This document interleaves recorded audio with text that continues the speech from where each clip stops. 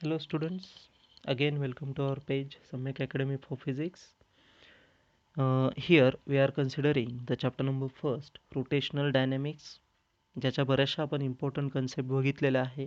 Previous लेक्चरमध्ये आपण movement of inertia ही एकदम बेसिक कन्सेप्ट बघितलेली आहे, जी खूप युजफुल आहे आपल्या ह्या पॉईंटमध्ये, थेरम ऑफ पॅरलल आणि परपेंडिक्युलर ॲक्सिस. जर अजूनही आपण तो व्हिडिओ बघितलेला नसेल तर आधी तो व्हिडिओ आपण बघा आणि मग हा व्हिडिओ आपल्याला व्यवस्थितरित्या समजेल. आता थेरम ऑफ पॅरलल ॲक्सिस आपल्याला पहिल्यांदा बघायचा आहे. ठीक आहे. आता या ठिकाणी थेरम ऑफ पॅरलल ॲक्सिससाठी मुवमेंट ऑफ इनर्शिया ही एक इम्पॉर्टंट कन्सेप्ट आहे, कारण की मुवमेंट ऑफ इनर्शियावरतीच हा थेरम डिपेंड आहे. आता त्याचं स्टेटमेंट आधी बघूया आपण आणि मग त्याचं आपण प्रूफ घेणार आहे, म्हणजे ते कसं आपण डिराईव्ह केलेलं आहे. It states that the moment of inertia I O of an object about any axis is equal to sum of its moment of inertia IC about a parallel axis through its center of mass and the product of its mass and square of perpendicular distance between two parallel axes. So it is mh square.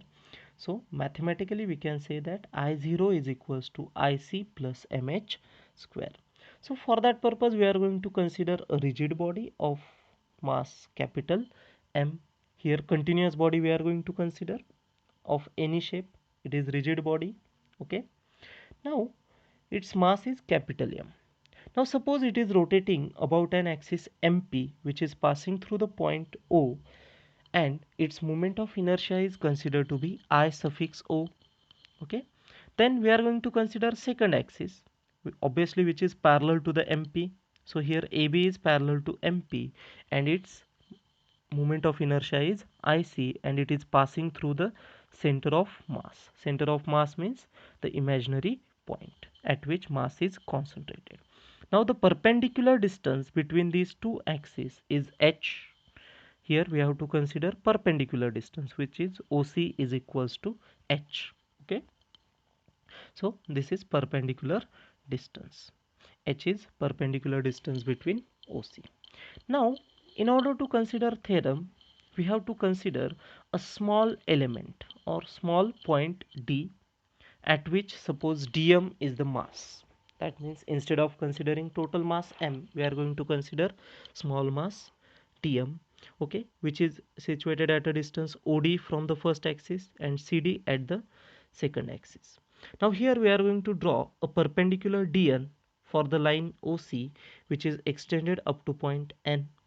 Here dn is perpendicular to OC, where OC is extended up to point N. Okay. Now if we consider according to formula for continuous body, the moment of inertia is I is equals to integration r square dm. So instead of r we are going to consider the distance CD or DC. Here IC, that means for second axis AB the moment of inertia IC is equals to integration DC square dm, and similarly for IO distance is DO. So what is the formula? Integration DO square dm. Okay. Now here to prove this relation we are going to use very simple concept, Pythagoras theorem. For that we required right angle triangle. So here you can see O and D is the right angle triangle. Okay. So here in right angle triangle we know that the hypotenuse square is equals to, hypotenuse means DO. So DO square is equals to side square plus side square, that means DN square plus NO square. This is according to Pythagoras theorem. So by using the Pythagoras theorem we have put the value of DO square as DN square plus NO square and remaining part kept as it is. So we get I0 is equals to integration DN square plus NO square dm. Now here we are going to use the concept. Which concept? Here C point actually divides the NO into two parts. What it is doing? It is dividing NO into two parts. So what we will get? Therefore I0 is equals to integration dn square plus nc plus co bracket square dm. So here we are going to use the concept a plus b bracket square. for this NC plus CO bracket square, we are going to use A plus B bracket square. So what is the concept? A square plus 2AB plus B square. Just A is replaced by NC, B is replaced by CO. So we get NC square plus 2NCCO plus CO square, and that dm will be as it is. Okay. Now, as we are going to consider the first triangle, now we are going to consider second triangle, which is also right angle triangle C and D. Again, for this triangle we are going to apply Pythagoras theorem. So according to that, we will get DC square is equals to DN square plus NC square. So here, instead of DN square plus NC square, we are going to put DC square, which is according to Pythagoras theorem. So what is the above equation becomes? I0 is equals to, what we have to do? We have to put this value. Okay. Instead of dn square plus nc square, dc square in the above equation. So what we will get? I0 is equals to integration dc square plus 2nc into h. Why we have taken h? Because value of CO is h, which is perpendicular distance. Again plus h square dm. Okay. So by putting the value, we get this equation. Now here we can separate that equation. That means we can apply the separate integration for each and every term, because addition is there, and constant value can be written outside the integration. So what we will get? Integration dc square dm plus 2h, which is constant, integration nc dm plus h square, again which is constant, and inside the integration only dm is there. Already we have seen that integration dc square dm is nothing but it is IC. Okay, for axis AB, that is moment of inertia. Then integration dm means total mass, which is capital M, and integration NCdm is 0 according to definition of center of mass. So by putting this value in above equation, what we are going to get?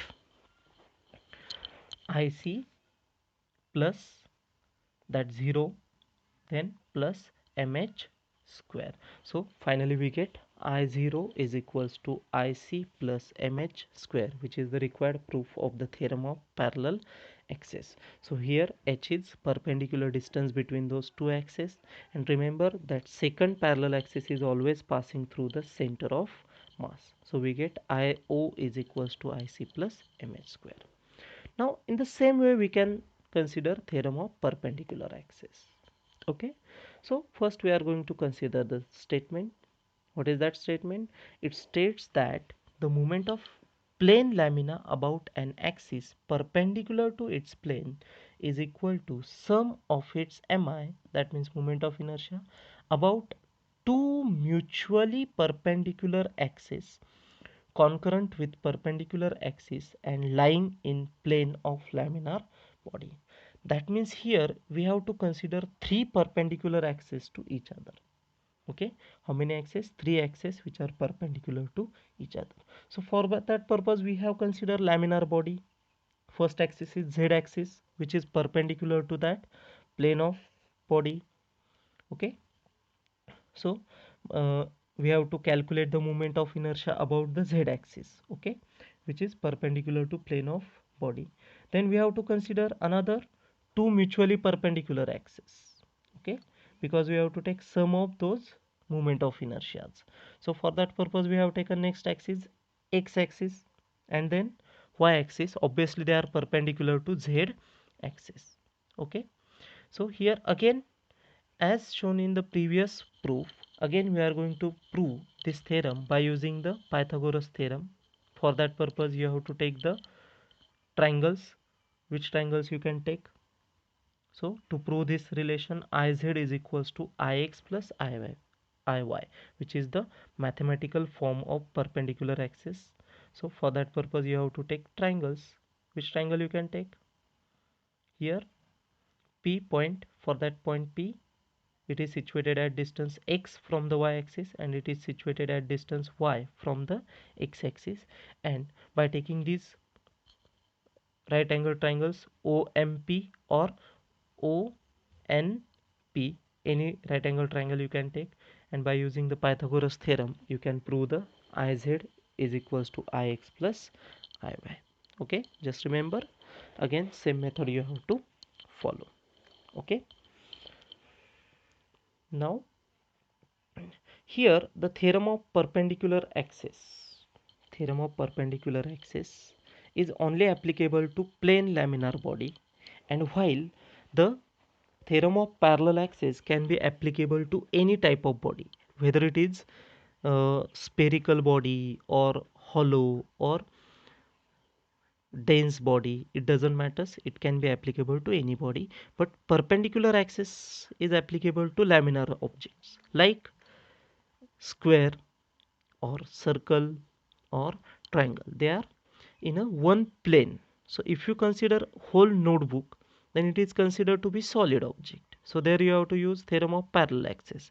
And if you consider one single page of that notebook, then it is a laminar object. So for that you have to use the theorem of perpendicular axis. So just remember, it is applicable in case of laminar object, while parallel axis theorem is applicable in all type of body, with whether it is plane or solid or hollow or any shape, it doesn't matter. Okay, so these are the theorem of parallel and perpendicular axis which we are going to use to find out the moment of inertia for different objects for different axes. That means position of axis are always different. Okay, I hope you have understand this theorem of parallel axis and theorem of perpendicular axis, which is very useful, and it is a very important theoretical question also. State and prove theorem of parallel and perpendicular axis. Okay, thanks for watching the video. If you haven't subscribed our channel yet, please like, subscribe, share, and leave the comments if you have any suggestion, and also press the bell icon so you will get the updates in the future. Thanks for watching the video. Stay tuned with us. Have a nice day. Stay home, stay safe.